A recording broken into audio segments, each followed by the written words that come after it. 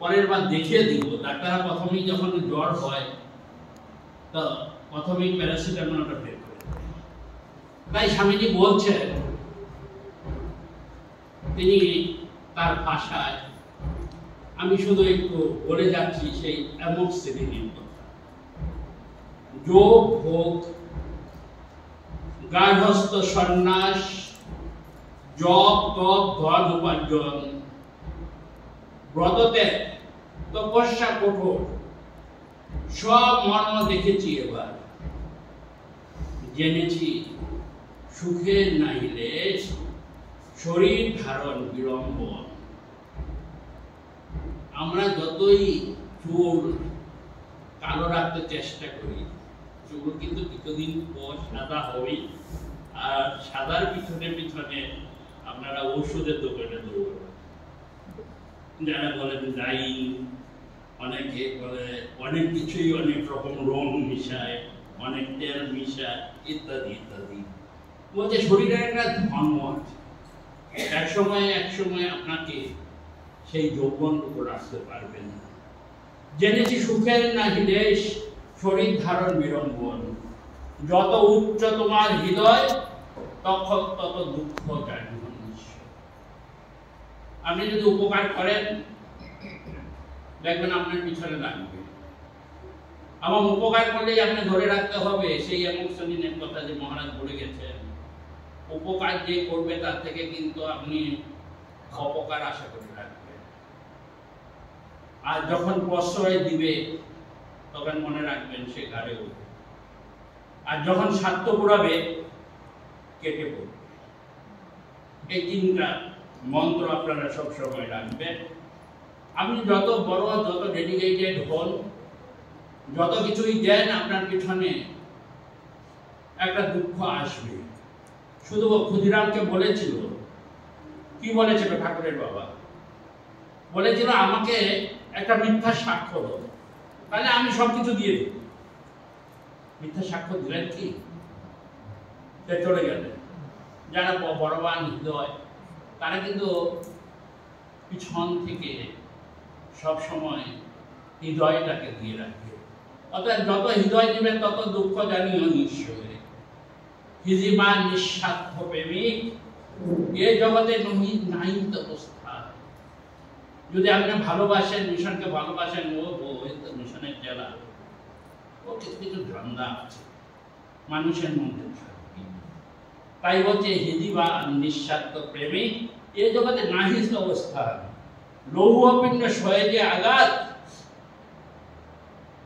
মনমন মূলতি তা কি হয়?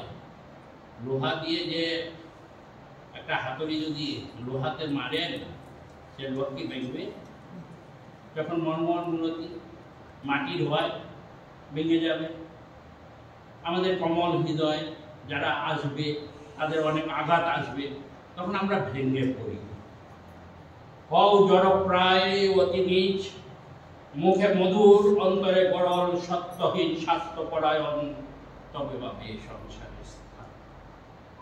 যদি আপনি জড় হন, আমরা কোনো কিছু করতে গেলে মুখে মধু মধু করি। ঠাকুর বলছেন না যে যত মালা টালা করবে, তো বলে শ্যাকরা দোকানের কথা বলছে, কি বলছে, যখন শ্যাকরা দোকানে গেছি যান, তখন ও বলছে কেশব কেশব। কেশব মানে কৃষ্ণ।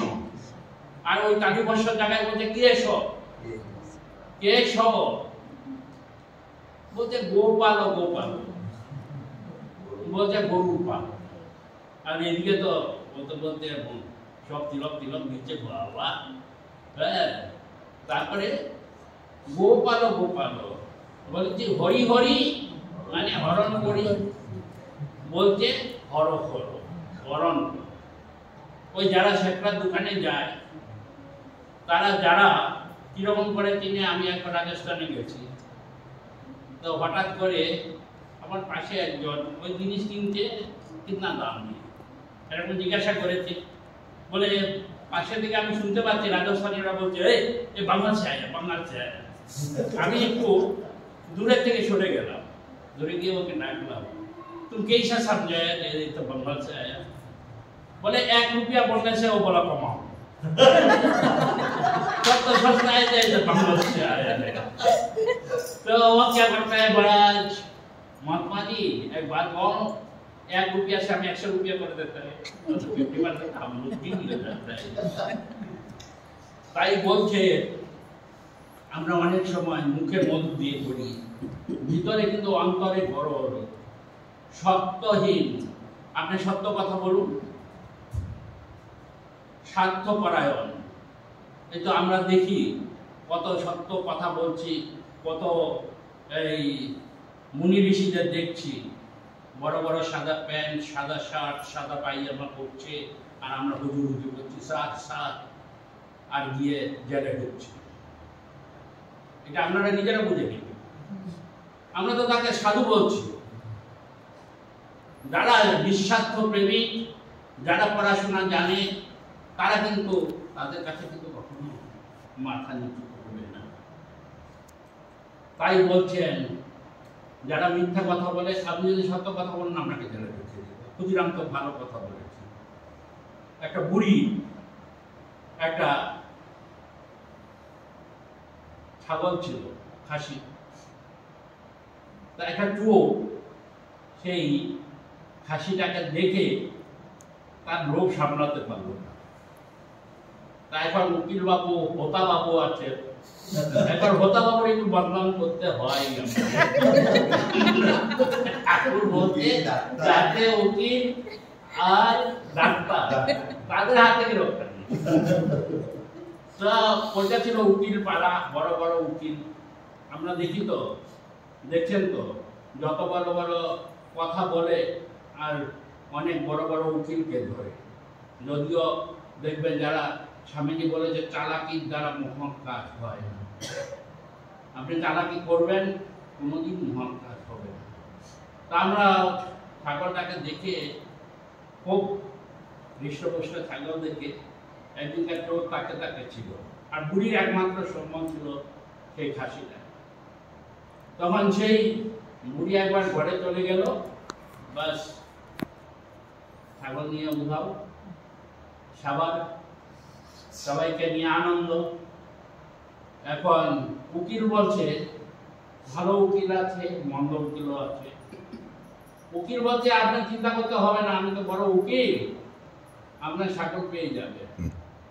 তখন ও বলছে বাবা, এ তো উকিল, নাম করা উকিল, আমরা কোনো কিছু হলে বড় বড় উকিলের কাছে চলে যাই।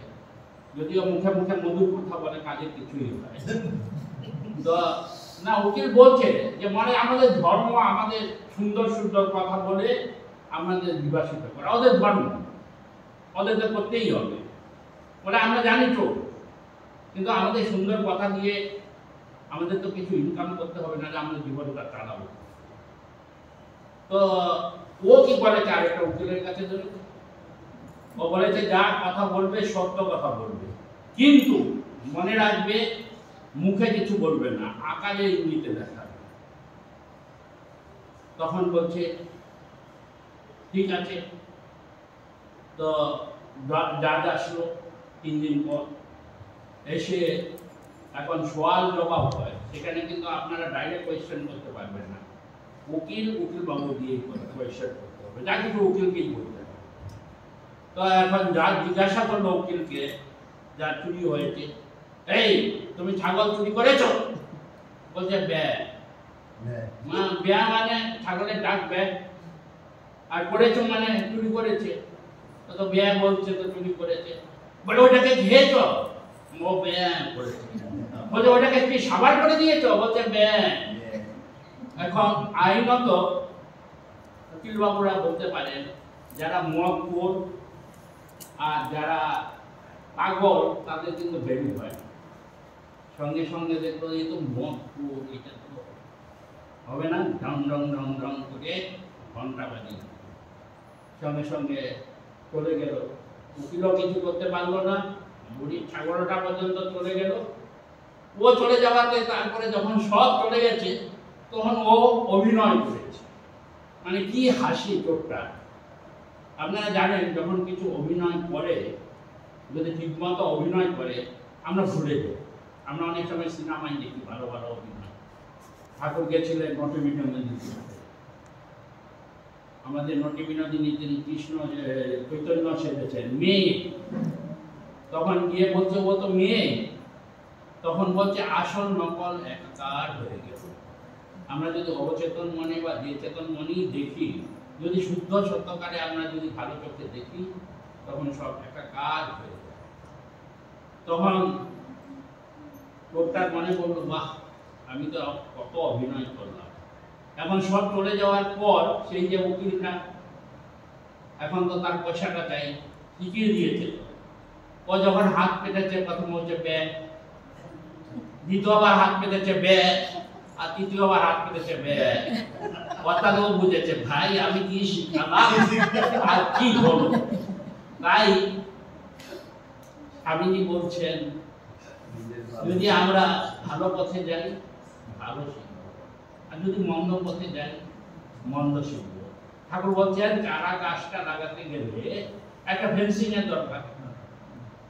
যখন চারা গাছটা বড় হয়ে যাবে তখন দেখবেন ফেন্সিংটা আর দরকার হবে না। তাহলে চারা গাছটা কি, চারা গাছ যারা কর্তৃপক্ষ লাগিয়েছে মন্দিরের জন্য, আর ফেন্সিংটাকে আপনারা অর্থাৎ আপনারা সেইভাবে বেষ্টিত করে রেখেছে। বলছে বিদ্যা হেতু করি প্রাণ প্রাণ অর্ধেক করেছে আয়ু ক্ষয়, প্রেম হেতু উন্মাদের মতো প্রাণহীন ধরেছে ছায়ায়, ধর্ম করে করি কত মন, গঙ্গা তীর শ্মশান আলোয়, নদী তীর পর্বত গহ্বর বিকাশনে কত কাল যায়, অসহায় ছিন্নবাস ধরে দাঁড়ে উদার পুরত, ভগ্ন দেহে তপস্যার হারে কি ধন পূর্ণ উপার্জন। অর্থাৎ আমি কি করেছি, আমি তো ভিক্ষা করছি, আমি কি করছি সবার কাছে চাইছি। যখন স্বামী বিবেকানন্দ যখন চলে গেল, এখন তো আপনার এসআইআর করছে, তাতে কি করছে আমার এই আইডেন্টিফিকেশন কার্ড চাই, ওই আইডেন্টিফিকেশন কার্ড চাই। একজন তো ভক্ত বলেই ফেললো, বললাম বাবা মা ভুলে যাক আমার প্যান কার্ডের নাম রয়েছে, প্যান কার্ড বলবো না, যখনই কেউ আসে মহারাজ প্যান কার্ডটা। তাই স্বামীজিকে ওখানে গেছে, আমেরিকায় গিয়ে তার কার্ড হারিয়ে ফেলেছে, ওখানে ভিক্ষা দেয় না আমাদের মতো। কিন্তু ঠাকুর ঠিক সময় দেখে একটা মহিলা এসছে, মহিলা এসে তাকে দিয়ে গেছে। তাই আমরা তো এত পড়েছি, কিসের জন্য আমরা করছি? বলে শোনো বলে মরমের কথা, জেনেছি জীবনের সত্য সার, তরঙ্গ আকুর ভবকর এক তৈরি করে করা পার। মন্ত্রতন্ত্র বলছে না, প্রাণ নিয়মন বলছে না, মতামত না, দর্শন বিজ্ঞান না, ত্যাগ ভোগ বলছে তাও নয়, বুদ্ধির বিভ্রম। তাহলে কি বলছে? প্রেম। প্রেম একটু ভালোবাসুন, একটু ভালোবাসুন, দেখবেন ভালোবাসাকে জুতা সেলাই থেকে তৈরি কাজ করে। যখন ঠাকুরের হাত থেকে ওই যে দক্ষিণেশ্বরে গেল, পূজারীর হাত থেকে কৃষ্ণটা পড়ে গেল, তখন কিছুতেই দিতে চায় না। মথুরনাথ তো না করছে, আর অন্যরা তো বামুনরা ভাবছে যে কত পয়সা পাবে, বলছে গঙ্গাতরে ফেলে দিন। এরা যদি সোনার আর হীরার হতো ফেলতেন কি? কেউই ফেলতো না, বলবে বাবা ফেরার দরকার নেই, মুখে যে অত বলুক, হৃদয়ে মনে প্রাণে চাইবে না। তখন মথুরনাথ বলছে আমি যাকে এতদিন ধরে পূজা করেছি তাকে কি আমি ফেলে দিতে পারি? বলে ডাকো পাগলা ঠাকুরকে। যখন পাগলা ঠাকুরকে ডাকলো, হাসতে হাসতে বললো রানী রাসমণি, মথুরের যদি পা ভেঙে যায় তাহলে কি আরেকটা মথুরকে গঙ্গায় ফেলে দিয়ে আরেকটা মথুরকে নিয়ে আসবো? আমরা কি করি তাই? কাউ যদি পা ভেঙে যায় মা কি করে? গঙ্গায় ফেলে দিয়ে আরেকটাকে নিয়ে আসবো। বলেছে এই প্রেম আর এই ভালোবাসা যদি থাকে তাহলে কিন্তু আপনাদের মনে ধীরে ধীরে পরিবর্তন হবে। তাই স্বামীজি বলছেন এই স্পট হ্যাঁ, যা আমি বলে গেছি, কালো মোটা মহারাজ, আর সেই মহারাজের কথা মনে থাকবে, ধ্যানে ধারণ করবেন, এই স্পট হার্ট হৃদয়ে বহন করবেন যে কথাগুলো বললাম। আর এই ভাতৃত্ব বোধটা আপনারা সকলে মিলে যা কিছু করবো, যা কিছু হোক, আমরা ভুলে গিয়ে একত্রে কাজ করবো, তাইলেই কিন্তু প্রস্ফুটিত পদ্ম ফুটবে। তাই শঙ্করাচার্য স্বামীজি বিবেকানন্দ হচ্ছে মাথাটা হতে হবে শঙ্করাচার্যের মতো, আর হৃদয়টা হতে হবে বুদ্ধের মতো। বুদ্ধ দেখলো পোষকের ছেলের জন্য অনেক কিছু কাজ করছে, এমন সময় একটা ছাগলকে বলে দিচ্ছে, কেন? তার ছেলের পূর্ণ হবে। যখন বলছে না আমাকে বল, দেখো আর ভ্রাতৃত্ব বোধ হলো আমরা সকলে। আজ এই পূর্ণ দিনে সকলকে আন্তরিক প্রীতি, শুভেচ্ছা, ভালোবাসা জানাই। আমার সময় কম, পরে একদিন এসে আপনাদের সঙ্গে বসে একটা কলসের কথা বলবো। কলসের যখন ইতিহাসটা শুনবেন তখন আপনাদের ভালো লাগবে। আজকে আমি পূজানন্দকে দিয়ে যাব, উনি একটু গান টান করে মাতিয়ে রাখবেন। আর আমাকে তো যেতে হবে, যাওয়ার আগে দু একটা কথা বলে যাই।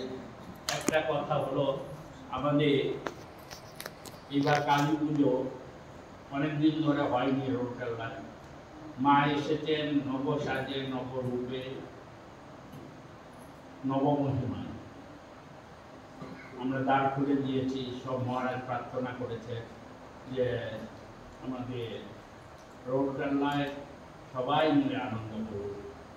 তারপরে আসছে ওই দিনটা আমি আবার আমরা সবাই মিলে 10-12 জন গায়ককে দিয়ে এসেছি, সব কিছু ভরিয়ে দিয়েছে। যারা গেছেন তাদের খুব আনন্দ হয়েছে।